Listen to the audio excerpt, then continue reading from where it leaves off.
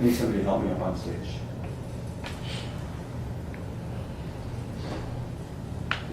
It's Holly, you said? Yes. Would you mind joining me? Sure. Go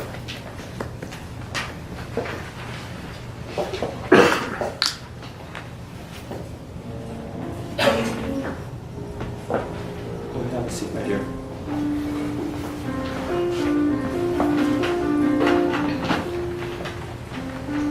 Holly, have you ever had your heart broken? Yes. So have I.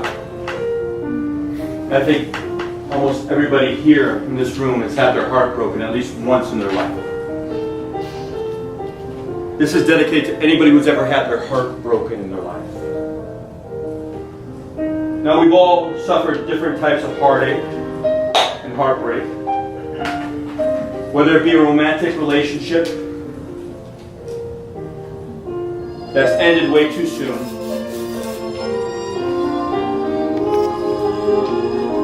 or perhaps it's a professional setback or disappointment that leaves our heart broken. Or maybe even it's somebody that we love very dearly that has passed away. And our hearts are left torn apart. I don't know about you, but what I've tended to do is when my heart breaks, I build a wall around it. Brick by brick. Stone by stone. Open your hand, please. Squeeze tight. In order to protect myself from being hurt again. But that wall, it doesn't really suit us. And it doesn't serve us. All it does is block us off from experiencing any real magic in our lives. And what we have to do is try and tear down that wall. Expose our heart. Open ourselves up to the magic.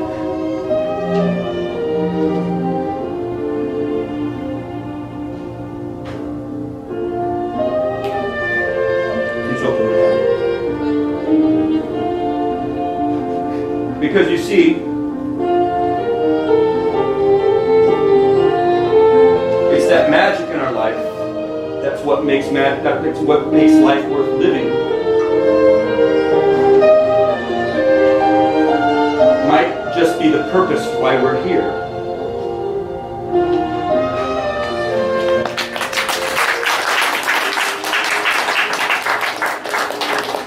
You see, we shouldn't build a wall around our heart. We shouldn't run away from the pain. We should embrace the pain. Because the pain is how we grow.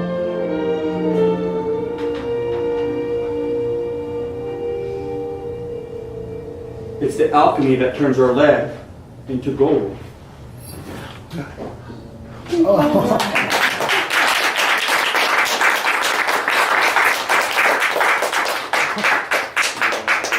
Thank you so very much. Give her a round of applause.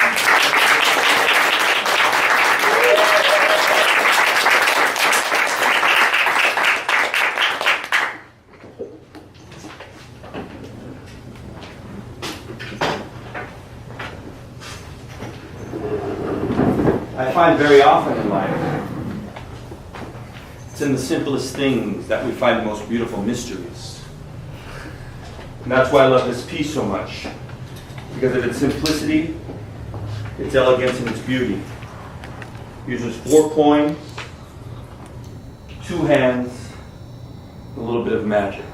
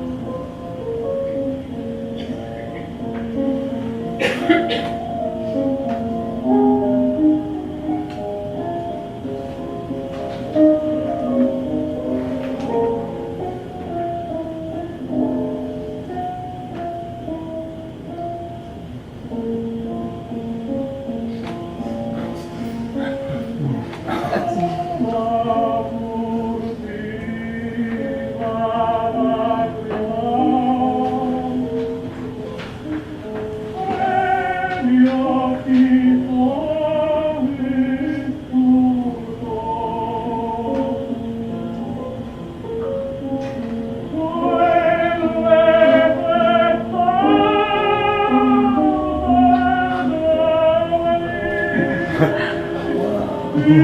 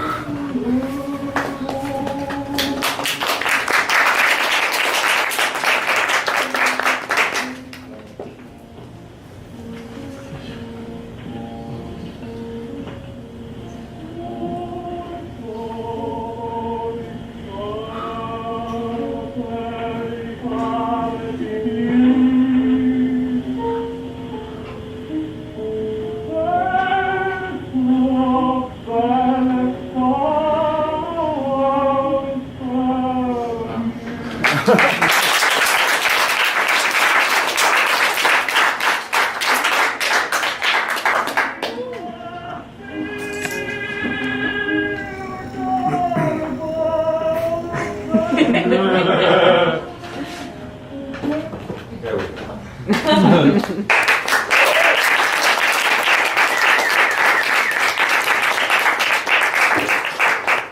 Isn't that pretty?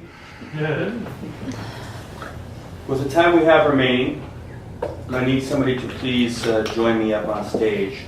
My dear, what is your name? Me? Sam. Sam. Would you mind joining me for the rest of the show? Sure. Go ahead, bring your bag with you. Give Sam a round of applause.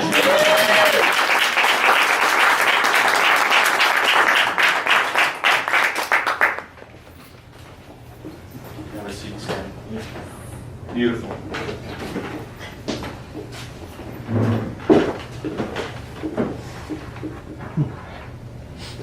Just in case. The world of technology is something that seems to elude me these days. With the time we have left together, I'd like to demonstrate to you the different levels of astonishment that you can experience using an ordinary pack of playing cards. We're going to start off with skill, make our way over to mystery, and a combination of skill and mystery together, then hopefully leave you with all with a magical experience you're all going to remember for a very long time to come. Sam, get a little bit closer. I want you to get a good view of this. Excellent. Starting off with skill. When you go to a casino in Vegas and sit down to play a game at any one of the card tables, what do they always do before you start to play? Shut up. No, they have you order a drink. And then they shuffle and cut the cards, and that's to disable anybody from knowing the order of the pack, giving them an unfair advantage. Because if you were to know the location of specific cards, Sam, well, that would be called cheating now, wouldn't it? Making what I'm about to do that much more impressive. You see, I don't even have to look at the cards. Just by touch, just by feel, whenever I need one, I can find an ace. Judging from your response, it's not that impressive. I don't blame you. I mean, it could have just been luck, right? I mean, anybody can dead cut to an ace from a shuffled pack of cards. Ollie, if you don't mind, please say stop anytime you want. Stop. Right there, are you sure? Yes. Good job. Give her a round of applause.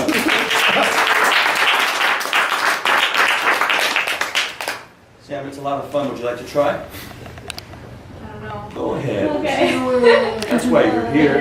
Stop. Oh no, just take any one. Oh. Just take one. Go ahead, take one.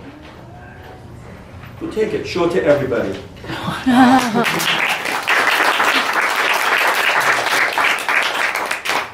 The last ace is going to jump out of the middle of the pack, do 3 somersaults in midair, where I'll catch it at the last moment at my fingertips.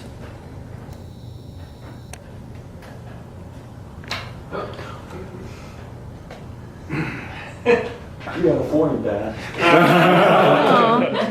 But I know you hold me to a much higher standard, Sam, so for you, my dear.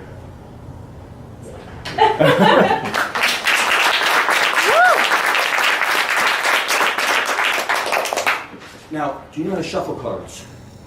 Not for people. You feel nervous? Could you mix them up in a utilitarian type of way? Sure. Great. Please give these a good mix. It could be a riffle shuffle, overhand shuffle, or you could just cut them repeatedly, just as long as you know that they're mixed up. And as you're doing that, make sure they're good and mixed, okay? I'm going to find the aces again. This time, I'm going to find all 4 aces all at the same time. And I'm going to pay tribute to somebody very important to me. There was a magician from Argentina, famous to magicians because he performed with only one arm. He was a master magician. And he would find all 4 aces. But he would find them all using one hand. Are we good? So I'm going to find all 4 aces all at the same time using one hand in tribute to one of my heroes, the late Rene Levon from Argentina. All 4 aces, all at the same time, one-handed.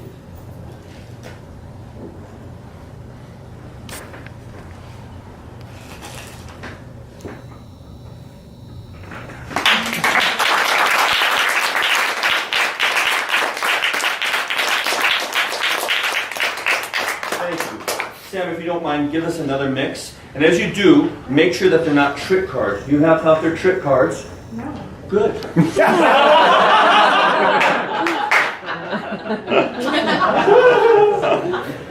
They're not trick cards. I wouldn't let them touch her if they were. Please, take the box. Look inside the box. Feel around, examine it, make sure there's nothing inside. Stick your fingers in there and feel around, have a good time. It's Saturday night at the Bearded Lady.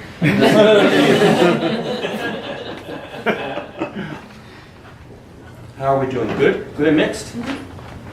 I think that satisfies the skill part of the show. Now on the mystery. Sam, if you don't mind, please say stop anytime you like. Right there? Take all these cards you said stop at. Look at them all like this, as if we're playing our own high-stakes game of poker, but be careful. It looks like he likes to cheat. Find one card that you like. When you find the card you like, pull it out, but don't show it to anybody. Only you get to see it. Let us know when you've done that. You have the card. You keep that card. Hand me the rest of them. I won't even look at these. Put that card up against your heart, Sam. Repeat it in your mind over and over again. It's important she doesn't forget her card, because if she does, this trick is really stupid. You have it? Is it burnt into your subconscious? Are you sure? Pinky swear? Excellent. Please put it face down inside my hand so I cannot see it. We'll put it back inside the remainder of the pack, and so I can't do any sleight of hand or manipulation of the cards. We'll put these inside the box and close it. Fair? My dear, put your hand out like this towards me. Open it just a little bit. Squeeze tight and keep squeezing. Have you ever done yoga or meditation before? I want you to breathe deeply. Imagine that you're breathing energy from your heart, up your arm, out your hand, and into the box. And that energy is surrounding your card. As you breathe deeper, that energy is going to grow more intense. You might even feel the box get warmer and warmer as you take each breath. Focus. Can you feel that? Isn't it weird? Keep breathing. With each breath, relax your hand a little bit more, allowing more energy to pass inside the box. Breathe deeper, relax your hand some more.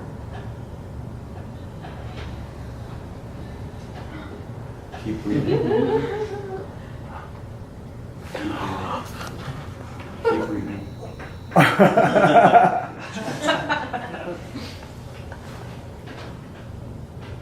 know, right? Put your hand out like this. Don't look at it yet when I ask you a couple of questions first. The first question is, did I give you a fair choice? Yeah. You shuffled the cards. You determined the order. You said stop. You could have had any one of these or any one of these here. Which she didn't. Now, I don't know what cards you picked, but you don't know what's in your hand. So for the first time, out loud, in a clear, well-modulated voice, tell us. What was the name of your card? 5 diamonds. Louder, please. 5 diamonds. The 5 of diamonds. Sam, I want you to take a look at your card, then turn around, hold it high, and show it to the whole audience like this. Be proud.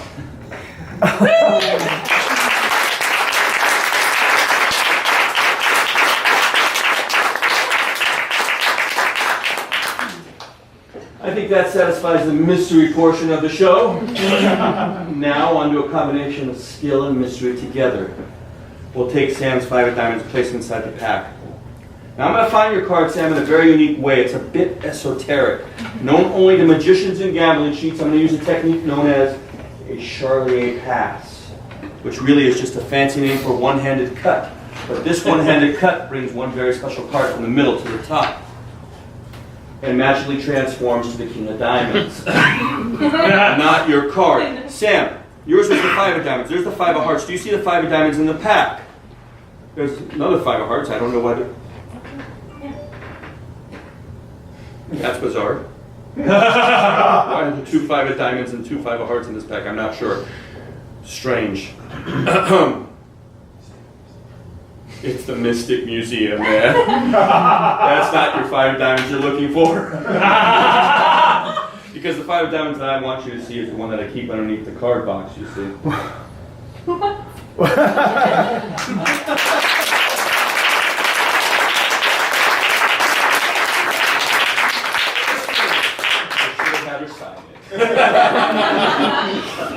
That was bizarre. Now, I could have just placed it there when you weren't looking, using misdirection like before. Do you remember? Look, the chupacabra. Place the box on top of the card. But you know as much as I do that when it comes to magic and misdirection, you can't always trust what your mind tells you, because that was never your 5 of diamonds. That was the King of Diamonds from before. Just an illusion. Yours, the 5 of diamonds. What did I tell you? I always keep the 5 of diamonds underneath the card box. Take a look, show everybody like this. Give a round of applause.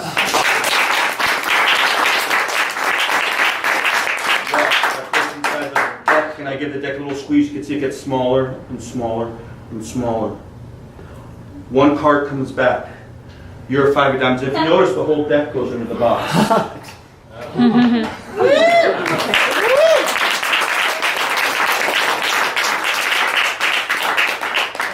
Fast for you. I'll slow it way down. Her 5 of diamonds, watch. To be as fair as I possibly can, Sam, I'm going to let you push the 5 of diamonds in. Goes inside the center of the pack. This time right there, you push it in. And you snap your fingers.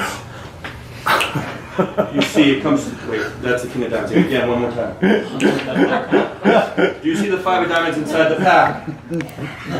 Look closer. Look closer. Look closer. Look closer, look up.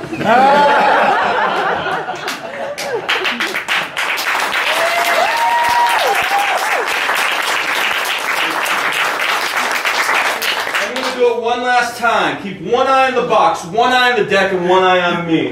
We're getting metaphysical here. Watch.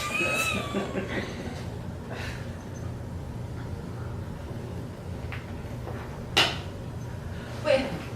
And the whole deck goes back underneath it.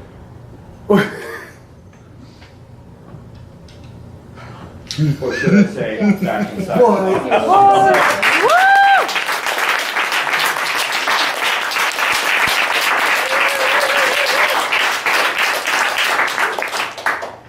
You all look fun. Do you mind if I ask you somewhat of a personal question? It seems like I've got to know you just a little bit better with the time we spent here. By show of hands, how many of you here have ever experienced a magical experience in your life? I mean, a real magical experience, not having to do with a magic trick or a magic show, but a real life magical experience. Raise your hand. This is interesting. I ask this question a lot, and you'd be surprised how few people raise their hand. You see, I'm a believer, a firm believer, that we're all surrounded by magic, real magic, every day of our life. It's all around us, and we're blind to it. And it's not our fault. Our society, our culture, logic, stress, technology, has made us blind and numb to the miracles and grace that surround us every day. If I was to ask some of you that raised your hand what that magical experience was, I get different answers. Some people say it's the first time they held their child in their arms. Others might be someplace magical that they traveled, like the first time they ascended the heights of Machu Picchu, which under the right pharmaceuticals can be a very magical experience. But for my money, the most magical experience a person can have has to do with falling in love. I think it's kind of a neat thought to think that two people can live at opposite ends of the globe and spend half their life not knowing anything about each other. Then one day they decide to go to the supermarket, they bump into each other, fall madly in love, and spend the rest of their life happily together. That's called serendipity. When two seemingly random events coincide to fortuitous ends. Maybe you know somebody like that that's happened to. Maybe it's happened to you. I should hope that we're all so lucky that happened to all of us at least once in our life. What do you say we don't do a little experiment in serendipity and try and catch some lightning in a bottle, huh?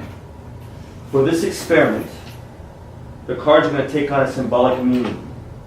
And the shuffling of the cards is going to symbolize all the chaos and all the tumult that we all feel in our life.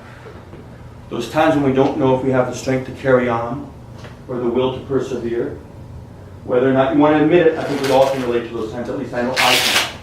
It's just called being human. My dear, you're here for a very specific purpose.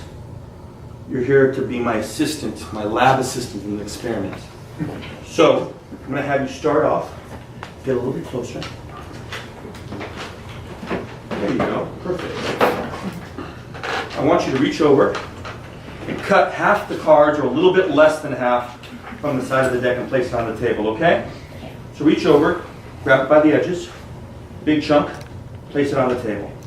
Beautiful. Now Sam, knowing that there's 52 cards in the pack, and you cut half, or at least a little bit less than half, how many do you think are right there? 23 cards, she says. 23 cards. Let's see how close she came. 1, 2, 3, 4, 5, 6, 7, 8, 9, 10, 11, 12, 13, 14, 15, 16, 17, 18, 19, 23. Perfect! Give a round of applause.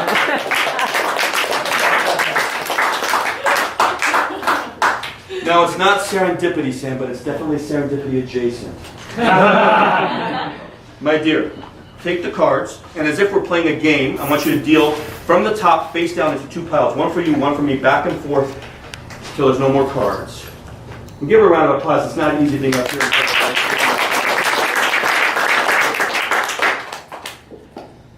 Excellent. Exquisite. Extraordinary. No Batman fans out there? Okay. Whichever pile you point to is going to... I'm surprised.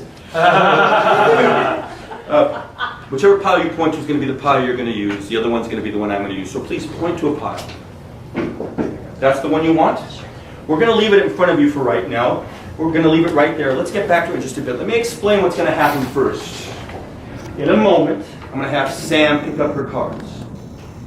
And you're going to deal very slowly, very neatly into a pile, just at this pace. And Sam, when you feel the urge or the compulsion to stop, and you have to stop before you run out of cards, I want you to stop. Then I'm going to instruct you to turn the rest of the cards over in your hand. We're going to drop everything on top. Then I'm going to have you do it again. As little or as many cards as you want. Whenever you feel like stopping, when you feel the compulsion, you're going to stop. I'm going to have you turn over the rest of the cards. We're going to drop everything on top and do it again. Don't worry.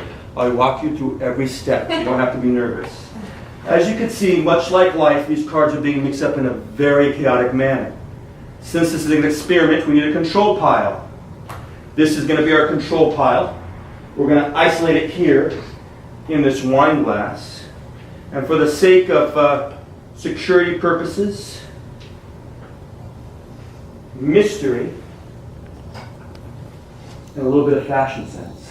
I'm going to cover it with this silk pocket square. Ted Baker of London. Are you ready, my dear? Sam, pick up your cards. Very slowly, very neatly, feel down. When you feel the compulsion to stop, and I'll tell you what to do next.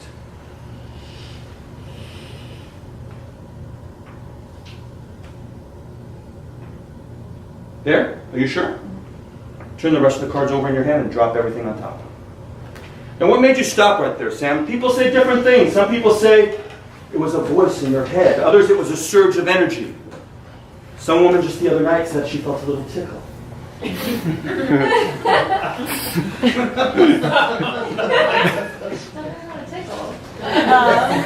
bit of energy. A little bit of energy. Okay. Pick the cards up again and deal just the way they are, just like you did, slowly. Wait for the compulsion. Wait for the energy or whatever you feel. There? Turn the rest of the cards over. Drop everything on top. What did you feel that time, my dear? The same. A surge of energy. She seems disappointed. Let's do it one last time. See if we can't get Sam a tickle. Pick up the cards. Go. No tickle for Sam. Slowly and neatly. When you feel like stopping, go ahead and stop. There? Are you sure? Turn the rest of the cards over. Drop everything on top. Are you good or you want to keep going? I'm good.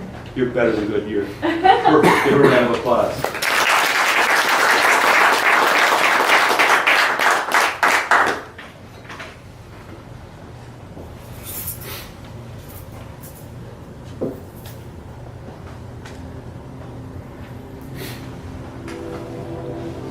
I think it's kind of a cold and depressing thought to think that we're all born into this world alone. We go on our life's journey predominantly by ourselves. And at the end of our life, when it's time for us to pass on, once again, we find ourselves alone. Perhaps we ask ourselves the question, was there any point to this all? But every so often, we get lucky. And if we are open to it, a very interesting coincidence can happen.